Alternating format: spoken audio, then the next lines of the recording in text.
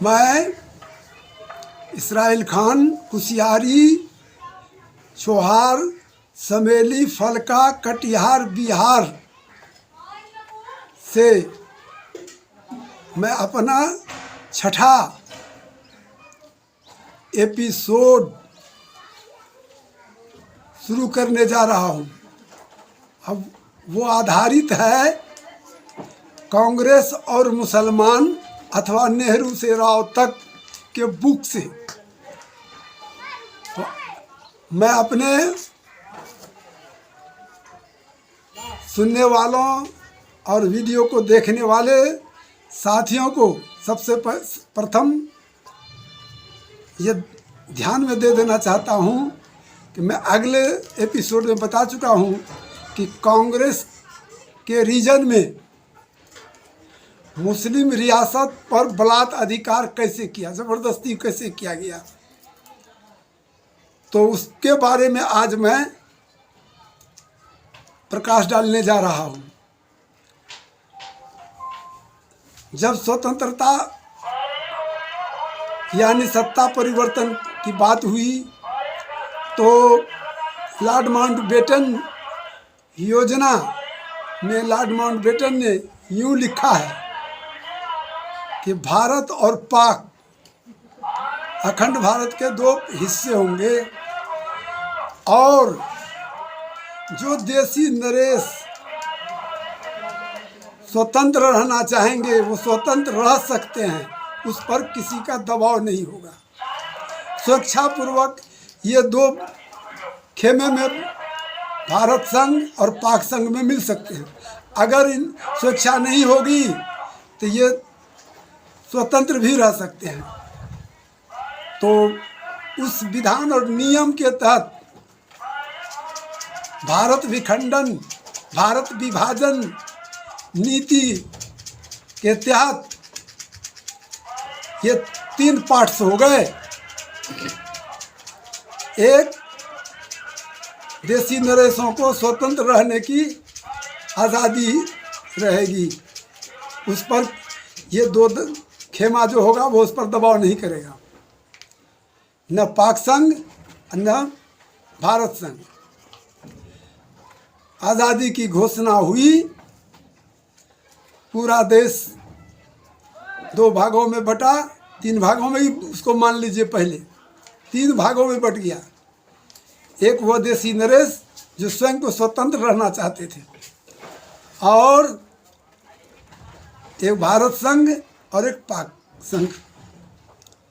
तो पाक संघ वाले पाकिस्तान बना लिए, भारत संघ वाले सिर्फ 3 नरेशों ने, देशी रियासतों ने किसी भी संघ में जाने से इनकार कर दिया और स्वीकार कर दिया।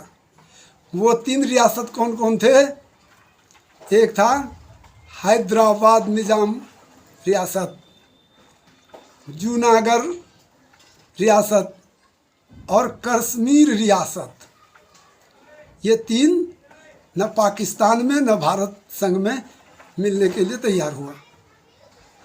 अब यहाँ तक बात सही है। अब उसके बाद जो है, जब भारत विभाजन हो गया, ये 3 खंड में रह गए। जूनागढ़ गुजरात सौराष्ट्र में है, और इधर हैदराबाद को आप लोग खूब बढ़िया जानते हैं, जिसका आज नाम बदल के आंध्र प्रदेश रखा गया है। इसको भी आप लोग जान रहे हैं। तो आंध्र प्रदेश की जनता हिंदू थी, जूनागढ़ की बहुसंख्यक रूप में जनता जो है हिंदू, और कश्मीर की जनता जो है मुस्लिम शासक हिंदू। अब इन तीनों शासकों के बारे में आपको मैं बता देता हूँ। तो शुरू करना चाहता हूँ, बेहतर यही होगा कि मैं किताबी लैंग्वेज में आपको अगर बता दूँ तो और इससे भी बेहतर समझ में आएगी। लॉर्ड माउंटबेटन योजना अर्थात भारत विभाजन योजना के तहत 3 जून 1947 के लॉर्ड माउंटबेटन के हिंद पाक दो राष्ट्र की घोषणा के संदर्भ में यह भी कहा था, जो देशी रियासत इन दोनों राष्ट्रों से अलग रहकर स्वतंत्र रहना चाहेगी वह स्वतंत्र रहेगी। माउंटबेटन योजना के तहत ये तीनों देशी रियासतें स्वतंत्र रहने की घोषणा की थी। अब ये शब्द जो हुआ इसमें बहुवचन है, जिसमें तीन का नाम मैंने गिनाया, हैदराबाद, जूनागढ़ और कश्मीर। तो मैं पहले आप लोगों का ध्यान बड़ी रियासत हैदराबाद के ही बारे में बताना चाहता हूँ।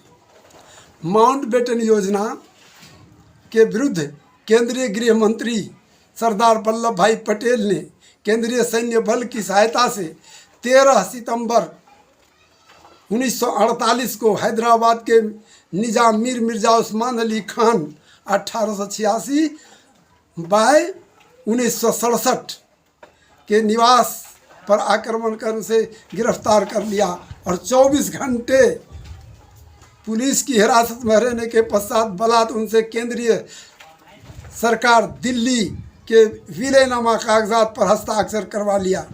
वह आसानी से गिरफ्त में नहीं आया था, बल्कि उनके रिहाइश गाहों, पुस्तकालयों में आग लगा दी गई थी। बंदूक की गोली के भय से उसने विलयनामा कागजात पर हस्ताक्षर किया था। इस प्रकार बलात् हैदराबाद रियासत को भारत में संघ में सम्मिलित कर लिया गया।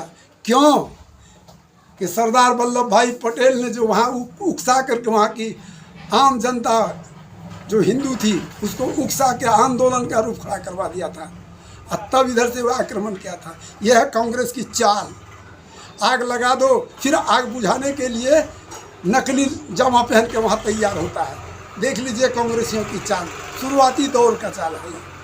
उसके बाद दूसरी रियासत आती है जूनागढ़। जूनागढ़ देशी रियासत का नवाब मोहम्मद महाबत खान 1900 ईस्वी तो 59 भी मुस्लिम शासक था। इस रियासत पर भी केंद्रीय सैन्य बल की सहायता से केंद्रीय सरकार के गृह मंत्री कौन थे? सरदार वल्लभ भाई पटेल ने बलात् अधिकार कर लिया। उसका यह कदम भी बेटन योजना के विरुद्ध था। तो देखिए, शक्ति आ जाने के बाद कितना गलत काम करता है। लोग कमज़ोरों को अपने ऊपर दबाव में रखता है। कमज़ोर कैसे हुआ कि जिन्ना आया था मीर मिर्ज़ा उस्मान अली खान के पास में कि आप पाकिस्तान में मिल जाइए। इसका कोई जवाब जो मीर मिर्ज़ा उस्मान अली खान ने नहीं दिया, तो इसकी भनक जो है इसे लग चुकी थी। नहीं, जब उसमें गया तो अब तो वो मदद इसका नहीं करेगा, तब आक्रमण किया था। अभी उसी तरह से जो है जूनागढ़ पर भी उसने आक्रमण किया और मोहम्मद महाबत खान के मार काट के भय से वो भाग करके अपनी जान बचा करके पाकिस्तान में शरण लिया। उसके बाद आता है, ये दो रियासत के मालिक मुसलमान थे और जनता यहाँ की क्या थी? हिंदू। सबको उसकाए हुआ था। और तीसरी रियासत है कश्मीर। कश्मीर शासक महाराजा हरि सिंह 21/9/1895 ता 26/4/1969 की रियासत पर केंद्रीय सरकार ने बलात् अधिकार नहीं किया, ज़बरदस्ती कश्मीर को नहीं मिलाया। नेहरू ने कहा ये तो यहाँ का शासक हिंदू है, इसको जब चाहेंगे विलयनामा कागजात पर हम दस्तखत करा लेंगे, इस पर आक्रमण करने की आवश्यकता नहीं है। और उस दो स्टेट को जो कब्जा करने के लिए तो ये विलायत चला गया था जवाहरलाल नेहरू। इशारा कर दिया था किसको? गृह मंत्री को, सरदार वल्लभ भाई पटेल को, क्योंकि गृह मंत्री ही देश का मालिक हो जाता है और पावर भी दे के गया था प्रधानमंत्री का। अब जो है उस काल में दो काम कर लिया, मगर कश्मीर पर ऐसा काम नहीं किया। इस संबंध में बलात् अधिकार नहीं किया था कश्मीर पर। कश्मीर स्वतंत्र रहा। यहाँ नई जागृति आई लोगों में, यहाँ की जनता में नई जागृति आ गई और इस नई जागृति की चेतना से चलते कश्मीरी बहुसंख्यक का नेता शेख अब्दुल्ला स्वतंत्र कश्मीर का प्रधानमंत्री और महाराजा कर्ण सिंह राष्ट्रपति हुए। इसी संदर्भ में पाकिस्तानी सरकार ने जनवरी 1949 में कश्मीर पर अपनी फौज भेजा कबायलियों के बहाने और उसको अपने अधीन कर लिया। आधा भाग जब हुआ तो हरि सिंह पाकिस्तान में जाने के मूड में नहीं था। उसने भारत सरकार से गुहार लगाई कि आप हमारी सहायता कीजिए, हम आपके साथ संधि कर लेंगे, भारत में विलय कर जाएंगे। किंतु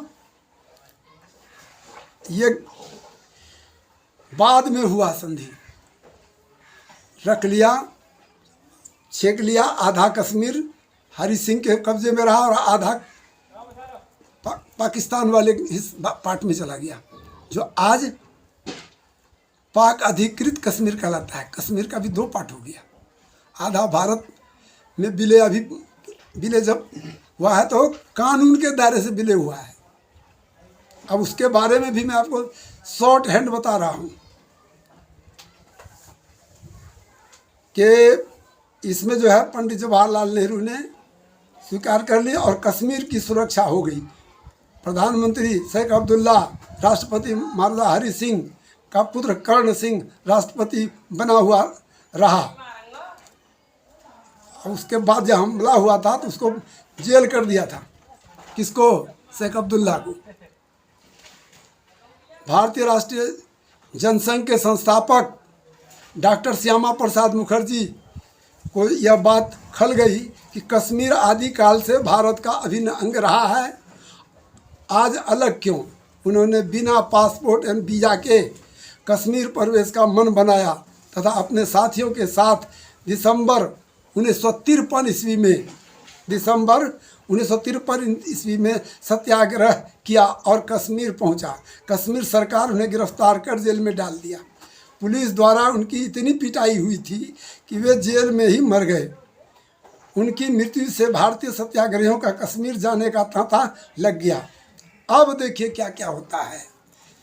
अब यहाँ पर जब प्रधानमंत्री का काल है, उसका शेख अब्दुल्ला प्रधानमंत्री है कश्मीर का, कर्ण सिंह राष्ट्रपति है, इतनी बड़ी घटना हो गई, तब जाकर के भारतीय प्रधानमंत्री पंडित जवाहरलाल नेहरू डॉक्टर श्यामा प्रसाद मुखर्जी की हत्या के पश्चात कश्मीर पर पूर्णतः ध्यान दिया और शेख अब्दुल्ला को गिरफ्तार कर जेल में डाल दिया। उस पर मुकदमा चला जिसे 12 बरस के लिए निर्वासन की सज़ा हुई। महाराजा हरि सिंह ने कश्मीर की स्वायत्तता को अक्षुण्ण रखते हुए भारतीय संविधान की धारा 370 पर नेहरू से हस्ताक्षर करवाकर अपने पास रख लिया। अब कश्मीर भारत का एक राज्य के रूप में आ गया। ये कब होता है? 1954 में ही कश्मीरी संसद लिखित रूप में विधानसभा में परिणित हुआ। अभी महाराजा कर्ण सिंह अवकाश ग्रहण कर चुके हैं। ध्यान योग्य बात है कि हैदराबाद का निजाम मीर मिर्ज़ा उस्मान अली खान तथा जूनागढ़ रियासत का नवाब मोहम्मद महाबत खान मुस्लिम शासक थे, किंतु बहुसंख्यक रूप में प्रजा हिंदू थी। गौर कर लीजिएगा जब मैं जो बोल रहा हूँ, महाराजा हरि सिंह 21/9/1895 26/4/1969 हिंदू थे, किंतु बहुसंख्यक रूप में प्रजा मुस्लिम थी। भारत कश्मीर समझौता 1954 के तहत जिन सुविधाओं के शर्तनामा पर पंडित जवाहरलाल नेहरू ने हस्ताक्षर कर कश्मीर को भारत का अंग बनाया, उन सुविधाओं पर भारतीय प्रधानमंत्रियों ने अमली जामा नहीं पहनाया। इसके परिणाम स्वरूप कश्मीरियों ने अपनी स्वायत्तता की मांग हेतु आंदोलन आरंभ किया। उसके आंदोलन से केंद्रीय सरकार के कानों तले गुनगुनाहट या भनभनाहट तक न हुई। इससे उबकर कश्मीरी आंदोलनकारियों ने पाकिस्तानी उग्रवादी संगठन से संबंध कर स्थापित किया। अपने हक मांगने के लिए सशस्त्र युद्ध आरंभ किया, जिसमें कश्मीर राज्य के उन व्यक्तियों को निशाना बनाया गया जो केंद्रीय सरकार यानी कांग्रेस पार्टी के समर्थन में थी। अपना अधिकार मांगने वाले कश्मीरियों को केंद्र सरकार दिल्ली ने उसे उग्रवादी आतंकवादी का तगमा दे दिया तथा उग्रवादी आतंकवादी के नाम पर उसे गोली से भूनने का काम प्रारंभ किया, जो आज तक जारी है। कश्मीर में 90% मुस्लिम आबादी है तथा 10% हिंदू आबादी। इस तरह के झंझट झमेले में बहुत सारे मज़ारात वगैरह सब बर्बाद हुए हैं। तो ये कश्मीर का मसला जो फंसाया, तो ये एक तो मुस्लिम बहुसंख्यक के राज्य को अपने में मिला लिया, और उधर जो मुस्लिम शासक था उसको, तो नियम को इसने तोड़ा। लॉर्ड माउंटबेटन योजना के नियम को इसने तोड़ करके तीन राज्यों को अपने, 3 स्टेट को, 3 रियासत को अपने अंदर कर लिया। तो इसका मतलब हुआ कि ये मुस्लिम रियासत पर जबरदस्ती अधिकार किया। तो यहाँ इसकी ईमानदारी कहाँ है कांग्रेस की? और आज का मुसलमान जो है, मुसलमान कहलाने वाले, इनको समझ में नहीं आता है। भारतीय जनता पार्टी जो है वह खुला हुआ दुश्मनी करता है, वह आमने सामने कुछ करता है, आमने सामने बोलता है, आमने सामने युद्ध करता है। और ये जो है दोस्ती लगा के सीने में, पेट में, पीठ में छोड़ा भोंक करके नाली में फेंक देता है, और घरियालू आंसू बहा करके मुसलमानों की मोहब्बत का गुण गाता है। ये तो इसकी गद्दारी, कांग्रेस की गद्दारी की निशानी है।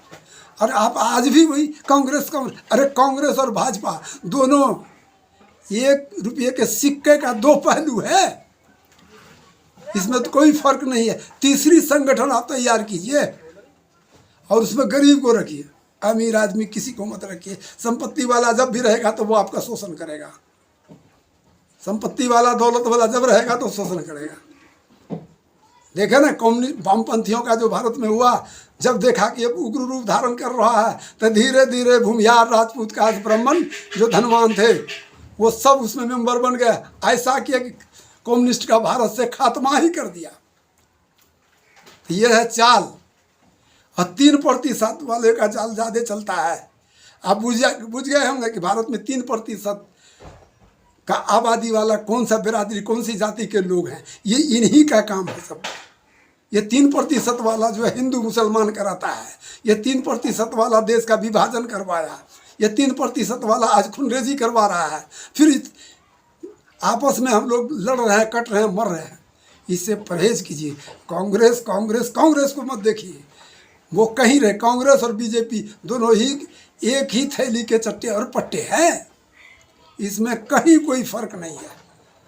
मैं इतना ही कह करके आपको संबोधित यही करना चाहूँगा कि तीसरी शक्ति पैदा कीजिए, तीसरी ग्रुप को तैयार कीजिए, और जिसमें मेंबरान सिर्फ गरीब हो, धनवान लोग नहीं होवे। धनवान लोग कभी गरीबों का हित नहीं सोचते हैं। अपवाद में कहीं 1-8 आदमी मिलेंगे जो गरीब परवर होते हैं, तो वैसे आदमी की पहचान हमारे पास नहीं है। एक छोड़ी बना लीजिए, सिद्धांत बना लीजिए कि अमीरों को हम नहीं रखेंगे अपने ग्रुप में, अमीरों की अलग ग्रुप होगी,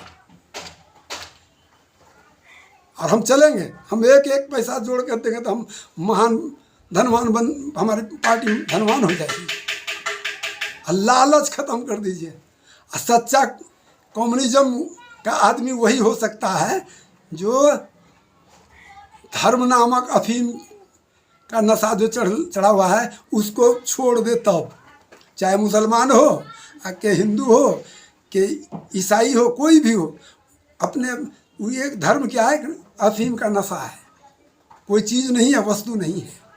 इसलिए कि मेरा खुलासा हुआ कि गरीबों का एक संगठन बनाइए, और जंगजू भी हो, और राष्ट्रहित में भी हो, और जो अपने साथियों में दलाली करता हो, अपने साथियों को नुकसान पहुंचाने का काम करे। ग्रुप में गरीब आ गया और उसको कोई अमीर मिला लिया है, अब फुटकर करने के लिए, उसको मरवाने के लिए, और कुछ बहुत सारे हम कम्युनिस्टों को देखे हैं जो मरवा दिया है अपना साथी ने।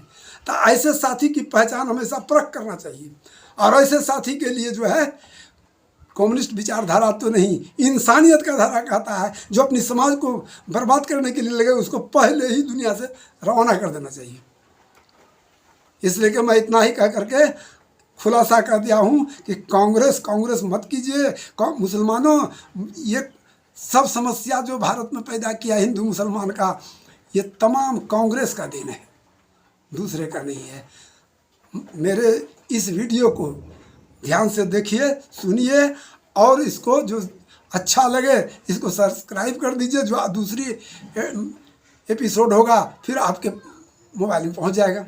और लाइक भी कीजिए, सब्सक्राइब के बाद लाइक कीजिए और उसके बाद शेयर कीजिए। शेयर करने से, ये सब काम करने से थोड़ा हमें खुशी होगी कि हमारा जो है लोग चाहने वाले बढ़ रहे हैं, हमारी बात को लोग पसंद कर रहे हैं। ये होगी हमारी, और कोई बात नहीं है। और मैं यही कहूँगा, नमस्ते, शास्त्रीय अकाल, अस्सलामु अलैकुम व रहमतुल्लाहि व बरकातहू।